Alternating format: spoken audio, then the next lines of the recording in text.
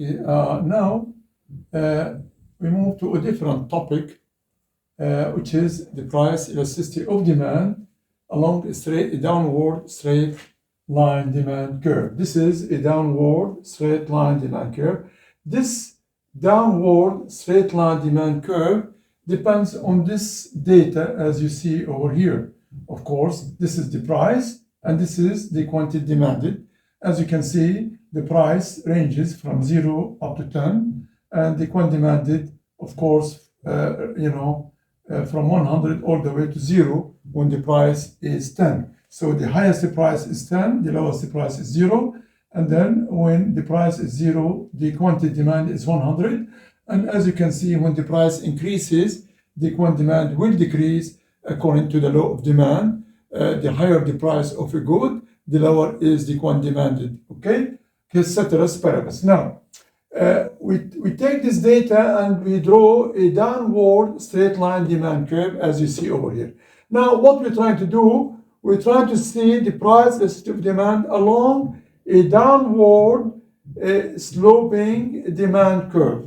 As you can see over here, that the price elasticity of demand varies from highly elastic, okay, highly elastic in the upper range of this demand curve, as you can see, highly elastic, which means that the ED or the price elasticity of demand is greater than 1. In the upper range or upper portion of the demand curve, it varies from highly elastic to a highly inelastic in the lower range of the demand curve, where ED is less than 1. So, of course, we can verify that the price elasticity of demand is greater than 1, of course, the absolute value. Of course, if we take the average, of course, using the equation, the formula for the price elasticity of demand that we discussed just previously, if we take the price elasticity of demand in the upper range, we're going to have the coefficient of the price elasticity demand is greater than 1. And when we take the price elasticity of demand in the lower range of this downward sloping demand curve, we're going to have, of course, a coefficient of less than 1, of course, the absolute value. Now, as I said over here, that in its way from highly elastic, the price elasticity of demand, as you move from highly elastic to highly inelastic, of course, you have to go through a unitary part, which is where the elasticity, the price elasticity of demand is equal to 1. Okay, so as you can see, at the midpoint of the demand curve, ED is equal 1. Okay, ED is equal 1. Now, as you can see over here, what I did, I calculated the price elasticity of demand as I move from 10 to 9 or from 9 to 10. It doesn't matter. Okay, you're gonna have. I just calculated the price elasticity of demand, the price elasticity of demand for as I move from 10 to 9 or move from 9 to 10. Whether the price decreases from 10 to 9 or increases from 9 to 10, you're going to have the same coefficient, which is equal to 19, as you can see over here, of course, because we take the absolute value. The same thing, to verify that it is inelastic here, I took the price elasticity demand, as I move from 4 to 3 or 3 to 4, or it decreases from 3 to 2 or increases from 2 to 3 or 2 to 1 or 1 to 3 or 1 to 0 or 0 to 1, you're going to have a price elasticity of demand that is less than 1. So as I said, in moving from the elastic, in moving from the elastic range down to the inelastic range, of course, the price elasticity of demand must be or must be equal to 1, which is here at the middle of the demand curve. At the middle of the demand curve, you're going to have a price elasticity of course, equal to 1. Now, the elastic, of course, the elastic and the inelastic, the elastic portion and the inelastic portion, of this downward sloping demand curve, of course, can be related to a total revenue curve. Okay, total revenue curve. As you can see here along the horizontal axis, we have the coin demanded, and along the vertical axis, we have the price. Now, the same thing along the horizontal axis of this total revenue curve, we have the coin demanded, and along the vertical axis, we have the total revenue curve. So, as you can see here, if we start in the, of course, in the elastic region or elastic range over here, if you start, from 10 to 9, as of course, a decrease in the price from 10 to 9, okay, what will happen to total revenue? Okay, total revenue increases. When you decrease the price in the elastic region from 10 to 9, or from 9 to 8, or from 8 to 7, or 7 to 6, or 6 to 5, of course, what you're going to see, you're going to experience an increase in total revenues. Look, at the price of 10, okay, price of 10, the quantity is 0. As you can see, this is 0 here. This is total revenue. Now, price of 9, okay, the price of 9, what you're going to see here, price of 9, if you move, here, coming down all the way, okay, you're going to have 9.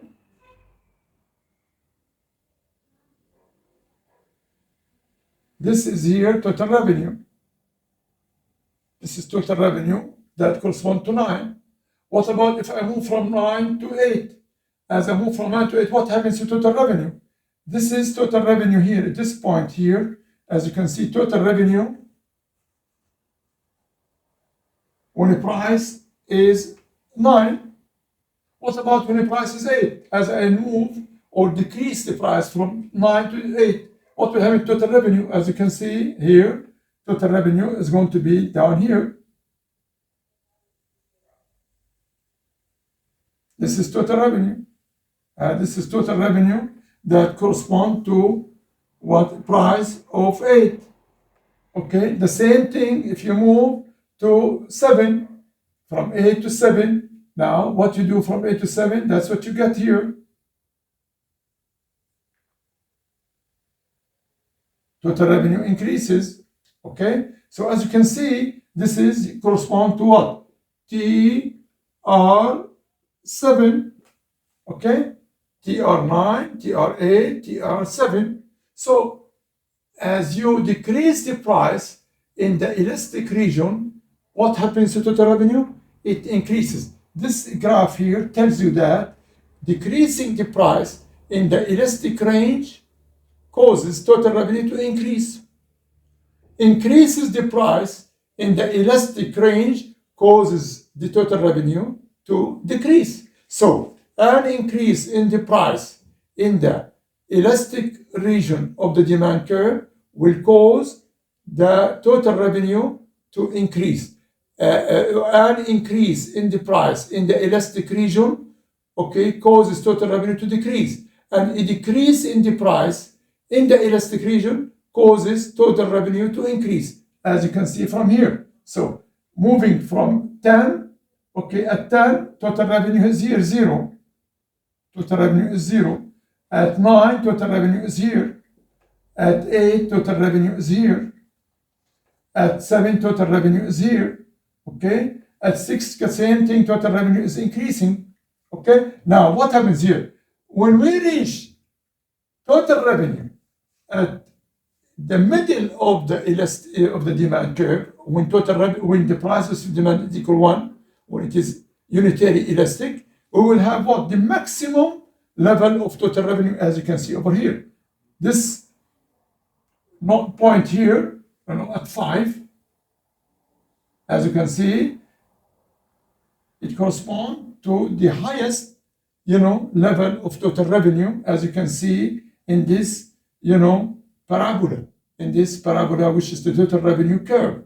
So at the middle point of the demand curve, where the price versus the demand is equal to 1, we will have the highest level of total revenue, as you can see over here. Now, this is here, okay, this is the lower range of the demand curve, the downward sloping demand curve. It is the inelastic portion of the demand curve. In this, range of the demand curve, okay, the inelastic part of the demand curve, as you decrease the price from 5 to 4, from 4 to 3, from 3 to 2, from 2 to 1, from 1 to 0, what happens to total revenue? Of course, as you decrease the price in the inelastic range of the demand curve, will cause total revenue, as you decrease the price, will cause total revenue to decrease. Okay, look over here. This is the price of 4, from 5 to 4. Okay, at 5, we have the highest. Now, what about at 4? At 4, as you can see,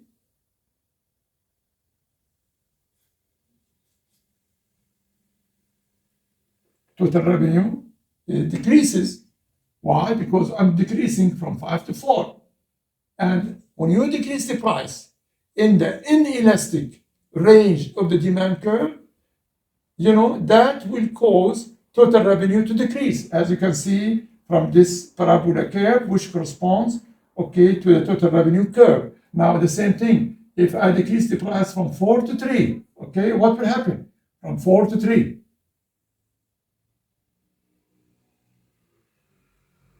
Total revenue, decreases further, okay? The same thing if I move or decrease the price from 3 to 2, it will cause total revenue also to decrease, as you can see over here.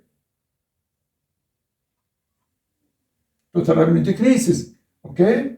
So, in other words, the thing that you have to understand is that in the inelastic range of the demand curve, when the price decreases, total revenue as a result will decrease.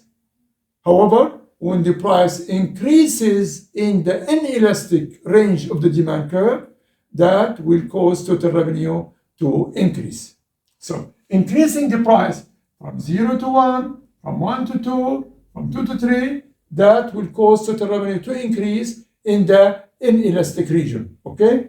So, to conclude, as you can see, this total revenue graph, of course, it's related to this downward sloping demand curve, okay? We can relate the elastic and inelastic region of the downward sloping demand curve to the total revenue curve. As you can see, when the price decreases in the elastic region of the demand curve, that will cause total revenue to increase. And when the price increases in the elastic region of the demand curve, that will cause total revenue to decrease. Okay? Now, however, in the inelastic region of the demand curve, when you decrease the price, then total revenue as a result will decrease. When you decrease the price, total revenue will decrease. And when you increase the price in the inelastic portion of the demand curve, that will cause total revenue to increase. And this is actually the conclusion about the relationship between a downward sloping demand curve that is highly elastic in the upper portion of it and highly inelastic in the lower portion of it. We can relate that to the total revenue curve, and as you can see that this total revenue curve is highly related to this downward sloping demand curve, and as you can see that decreasing the price in the elastic region causes the total revenue to increase and causes total revenue to decrease when you decrease the price in the inelastic portion. So it's the opposite. When you decrease the price in the elastic portion of the demand curve, then you will cause total revenue to increase. However, when you decrease the price in the inelastic portion, then you will cause total revenue to decrease. Okay, here we're talking about determinants of price elasticity of demand. Actually, here we are talking about the factors that are, very important for the determination of price elasticity of demand. Here we're talking about some factors that are very decisive in the coefficient of the price elasticity of demand. The first one, of course, is the number of substitutes. Of course, here we're talking about the number of substitutes. Let's say, give you an example here. Let's say we have two goods, good A and good B. Okay, say we have two goods. We have two goods, A and B. Okay, let's say A has two substitutes. B has 20 substitutes.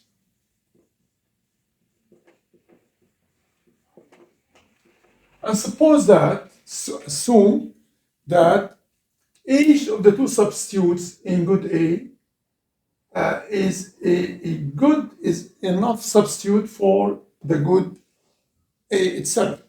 And the same thing, each of the substitutes, 20 substitutes in good B, is as good as, or is a good enough substitute for B. Now, let's consider that the price of each good increases, let's say, by, let's say 10%. Okay, so price of each good increases by 10%. Now, the question is that when the percent, now as you can see, when the price of each good increases by 10%, according to the law of demand, the quantity demanded of each good will decrease. Now, will the percentage decrease? Will the percentage decrease of good A that has two substitutes be greater than or less than the percentage decrease in good B that has 20 substitutes? In other words, will the quantity demanded be more responsive to the price increase for good A that has two substitutes or for good B that has 20 substitutes? The answer, of course, is good B. Why is that?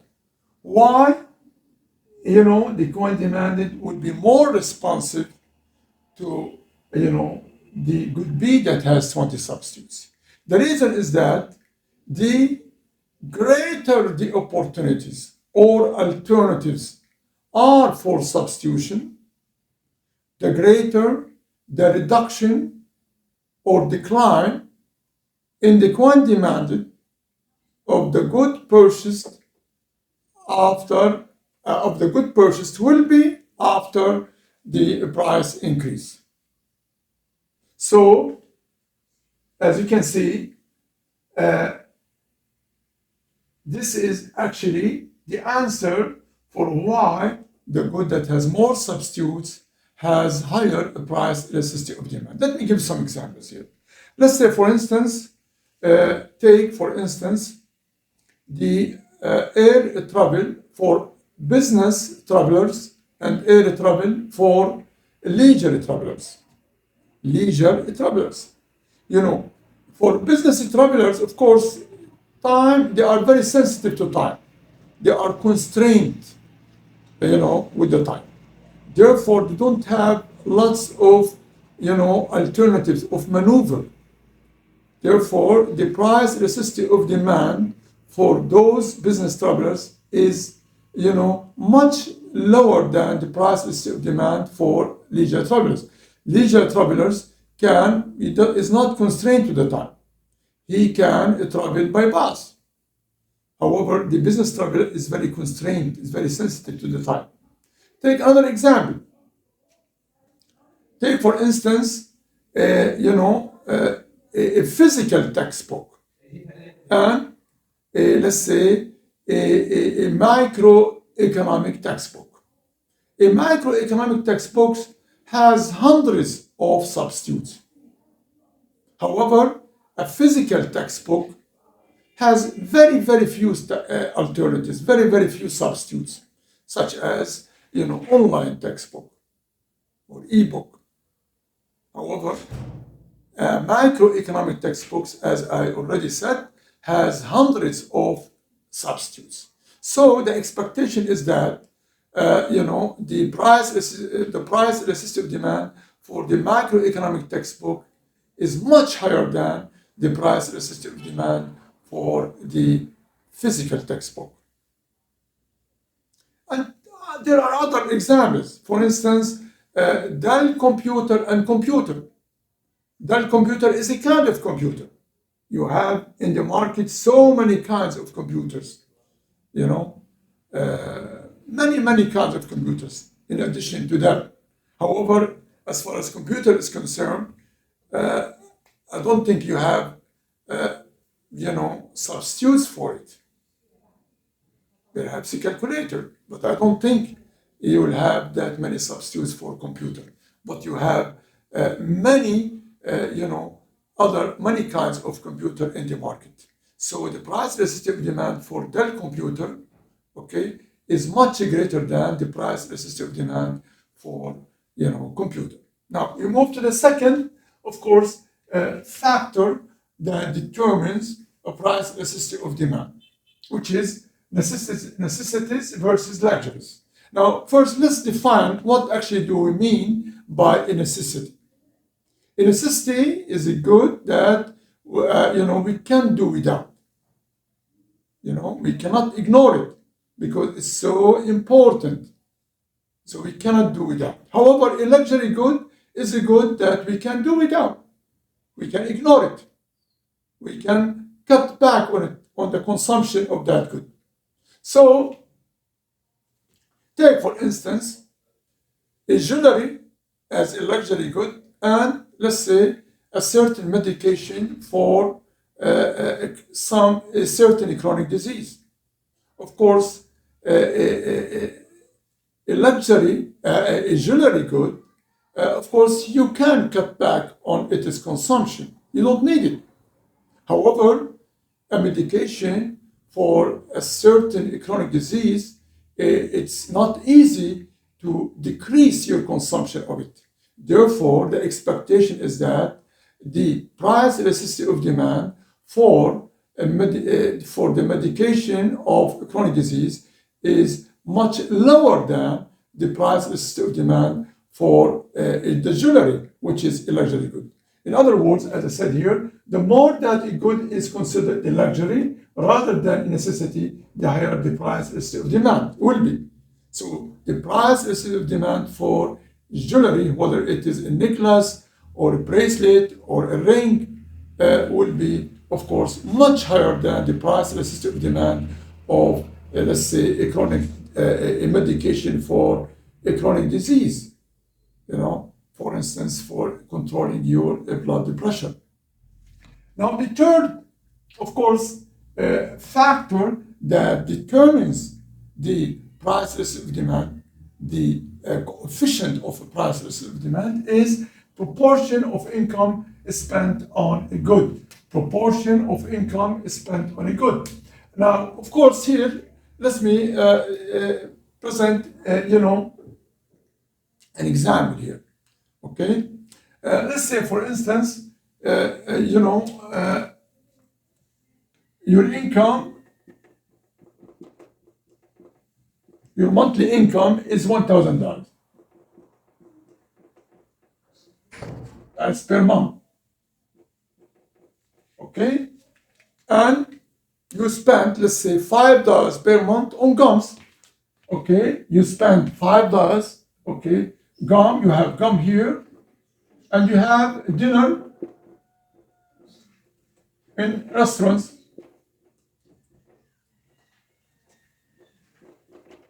Okay, here you spend $5 per month, and here you spend $100 per month. So this is how much you spend out of $1,000 is your income per month. You spend $5 per month on gum. You like to, chew gum. And then you spend $100, of course, dinners in restaurants per month. Now, in terms of percentages here, in terms of percentages, of course, in terms of percentages, here you spend how much? Per 5 over 1,000 times 100, which is equal, of course, 0.5%. What about here? 100 over 1,000 times 100, which is equal, of course, of course, you get 10%.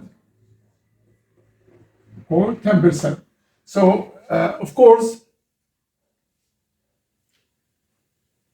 you get 10%. Okay. Now, of course, the proportion, the percentage of income you spend on gum per month is 0.5%. Here, the proportion of income, the percentage of income you spend on eating dinners in a restaurant is 10%, of course, per month. So, if the price of gum, if the price of each good here doubles, then you find yourself, that you find yourself more inclined to decrease your consumption of dinner than your consumption of gum. You might ignore this increase or double increase in the price of gum because it's it is percentage of your income is very insignificant. However, here you're talking about 10% of your income. So once the price increases, such let's say doubles, then you will decrease your consumption of eating in restaurants. Therefore, the expectation is that the price elasticity of demand, for the good that has higher percentage of your income, of your budget, will be much greater than the price elasticity of demand for the good that has a very tiny percentage of your income. Okay, such as that. So the price elasticity of demand of dinner in restaurant is much greater than the price elasticity of demand of gum, because gum, constitute a very tiny percentage of your income. However, eating dinners in restaurant constitute a very high percentage of your income. Therefore, it has higher prices of demand. Now we move to the fourth factor that determines the price elasticity of demand. This is also an important factor that determines the price elasticity of demand, which is the passage of time. As time passes, you will have lots of opportunities and alternatives to be responsive, to a change in the price. Let's say, for instance, suppose the price of gas that is used for heating and cooking went up today.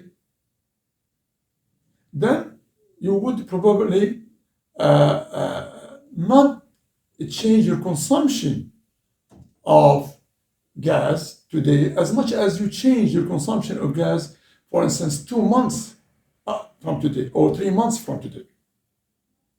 because in 3 months from today, okay, when the price of gas changed or increased, what you do, you would be able to find other, alternatives, to the gas.